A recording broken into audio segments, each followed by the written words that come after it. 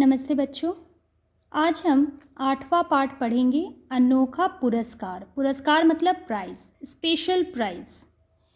इस पाठ में बताया गया है कि लोग अपना कार्य कितनी ईमानदारी के साथ करते हैं और ईमानदारी का फल अंत में मीठा ही होता है।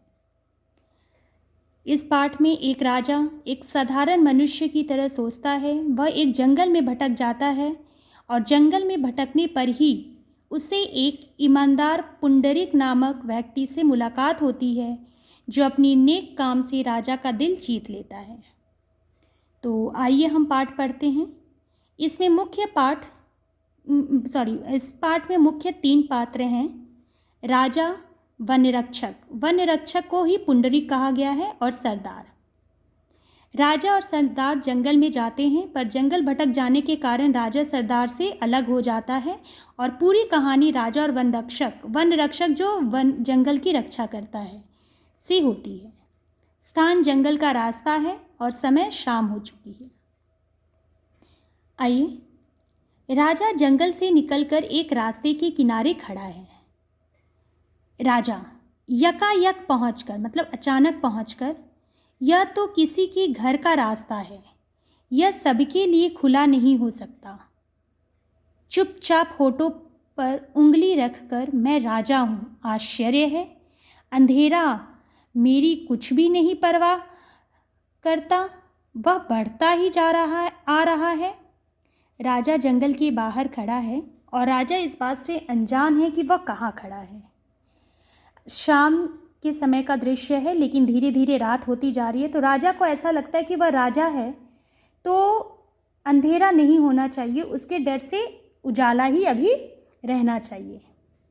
फिर अचानक क्या होता है, मामूली आदमी की तरह, साधारण आदमी की तरह मैं भी भूल भटक सकता हूँ। ये राजा के मन में आता है कि मैं भी तो एक इंसान हूँ, मैं भी तो रास्ता भटक सकता हूँ।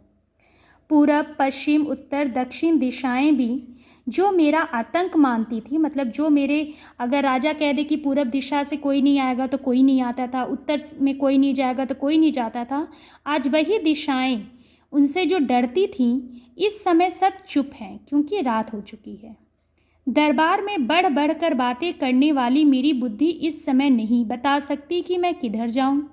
राजा यह सोचता है कि मैं दरबार में जब रहता था तब तो मैं राजा बन के रहता था, तो बहुत बड़ी बड़ी बातें करता था, और आज मैं ऐसे जगह पे खड़ा हूँ जहाँ मेरा बुद्धि काम नहीं कर रहा कि मैं किधर जाऊँ, मैं रास्ता भटक गया हूँ।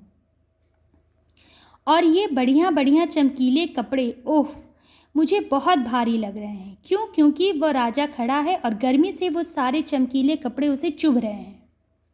आज मेरा सारा अभिमान मुझे झूठा जान पड़ रहा है। और आगे क्या कहते हैं, मैं जिस बात पे घमंड करता था कि मैं जो चाहूँ कर सकता हूँ, जो चाहूँ रोक सकता हूँ, आज सब घमंड झूठा है। और खुद पर ही राजा हंसता है। राजा को लगता, अच्छा हुआ कि यह समय मुझे देखने को मिला जिससे मुझे वास्तविकता का पता चला।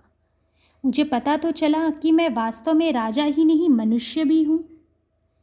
किसी की आहट सुनता है, कोई आ रहा है, मुझे क्या करना चाहिए? अब राजा सोचता है कोई आ रहा है तो मुझे क्या करना चाहिए? क्या कुछ राजापन दिखाऊं? राजा सोचता है क्या मैं इसको बताऊं कि मैं राजा हूं, यहाँ भटक गया हूं? फिर राजा सोचता है नहीं नहीं, फेंको इस राजापन के ढोंग को। वो क्या करता है, राजसी वस्त्र को हटा देता है जिससे वह न पहचाना जाए कि वह राजा है। मनुष्य होने का लाभ लो, और वह एक साधारण मनुष्य बन के उसी तरह व्यवहार करता है। वनरक्षक का प्रवेश होता है। वनरक्षक आता है। वनरक्षक कहता है, आज मैं बदमाश को पकड़ पाया, तुम कौन हो? वनरक्षक को लगता है कि वो राजा बदमाश है जिसे उसने पकड़ लिया है। राजा कहता है, मैं बदमाश नहीं हूँ, तुमको विश्वास दिलाता हूँ। वनरक्षक, अच्छी बात है, किसने बंदूक चलाई? राजा, मैंने नहीं चलाई। वनरक्षक तिरस्कार के स्वर में, मतलब डांटते हुए कहता है, तुम झूठ बोलते हो। असल में वनरक्षक को एक बंदूक की गोली की आवाज़ आती है, जिसे सुनकर वह जंगल में आता है और उसकी मुलाकात राजा से होती है। उसे लगता है कि बंदूक चलाने वाला मनुष्य यही राजा है और वह उसे अपराधी बदमाश समझने लगता है।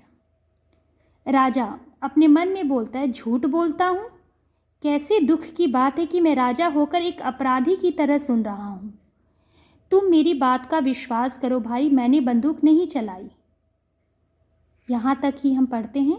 अगली वीडियो में हम पार्ट 2 पढ़ेंगे। धन्यवाद।